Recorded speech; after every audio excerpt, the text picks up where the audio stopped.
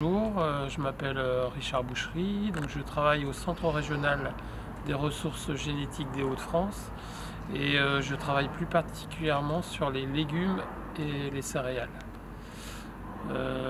Donc aujourd'hui, je vais vous montrer une démonstration de battage et nettoyage de semences et notamment du poireau Leblon, qui est une variété régionale emblématique du Marais de Saint-Aubin.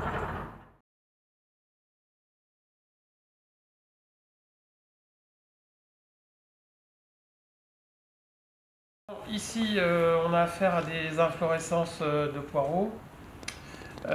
Donc le poireau est une plante bisannuelle, donc il faut 2 ans pour faire des semences. Et avec une particularité aussi, c'est que c'est un cycle très long et on ne récolte les inflorescences qu'à partir du mois de septembre. La maturité des inflorescences, on la voit quand on commence à voir apparaître du noir dans les petites capsules. Et quand on récolte les inflorescences au champ, surtout il faut récolter un bout de la tige avec l'inflorescence, car les graines n'ont pas encore fini leur maturité. Et lors de la phase de séchage, en fait, les graines vont finir leur maturité, et notamment en puisant leurs réserves sur ce bout de tige qui se dessèche au fur et à mesure. Donc là on est à côté de la battre nos porte-graines de poireaux. Bon, le principe d'une batteuse est assez simple, hein. Donc à l'intérieur on a une grille de contrebatteur et on a un batteur avec des battes en caoutchouc pour ne pas trop abîmer les graines. Les grilles de contrebatteur sont adaptées aux graines qu'on souhaite battre.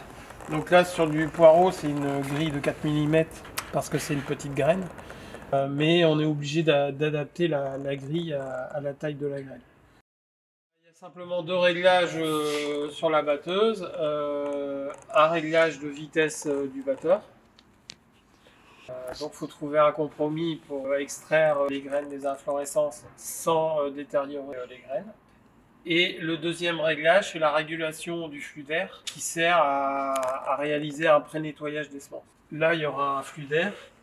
Donc les graines vont tomber là et les déchets les plus légers, grâce au flux d'air, vont arriver sur le second bac.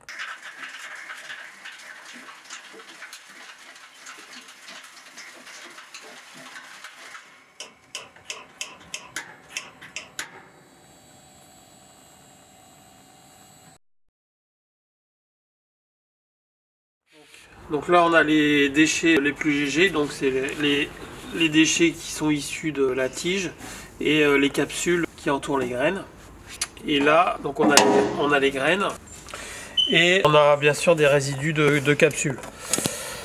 Donc là les inflorescences n'étaient pas au top à cause de l'année très humide. On avait des inflorescences qui n'étaient pas bien matures, ce qui explique qu'on retrouve quand même pas mal de capsules. Donc une fois qu'on a battu les porte-graines, maintenant on voit le résultat de notre battage, et on voit que le lot il est encore sale. Donc maintenant on va nettoyer ce lot à la colonne de tri. Le principe de la colonne de tri, c'est utiliser un flux d'air pour séparer les éléments les plus légers qui vont se retrouver en haut de la colonne et les éléments les plus lourds qui vont se retrouver en bas de la colonne. On appelle également colonne de tri type INRA. On arrive à faire 4 séparations. Ça permet 2 choses.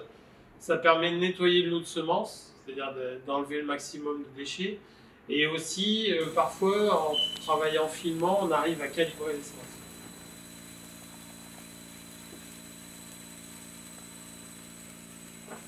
Donc là on voit que c'est les limites de la colonne d'air, hein. Sur ce lot là qui est un peu compliqué à nettoyer, on voit que la colonne d'air n'est pas suffisante. Donc là on va compléter ça par un tamisage. Alors le problème avec les tamis, c'est qu'il faut avoir des tamis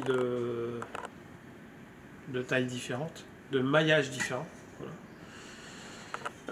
Pourquoi? Parce que ça dépend les déchets qu'on veut éliminer et ça dépend les graines que l'on veut trier. Si on part des graines toutes petites, par exemple des graines de choux, ou si on a des graines de haricots, forcément on n'utilise pas la même taille. Donc, ça va d'un maillage de 4 mm à 1 mm. On va passer le veau.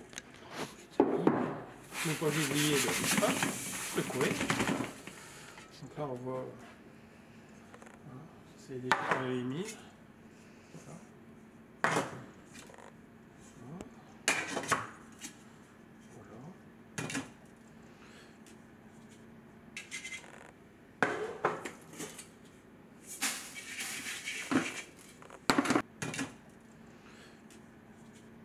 Donc là, voilà le lot. Là, je vous montre un exemple d'un lot de laitue pour vous illustrer en fait qu'on a bien travaillé au champ pour produire des belles inflorescences, qu'on les a récoltées en bon stade de récolte, dans des bonnes conditions climatiques, donc c'est-à-dire sèches. On a battu ces inflorescences et on les a passées uniquement à la colonne de tri et vous voyez le résultat. Là, il n'y a pas besoin de passer dans des tamis, c'est tout de suite propre.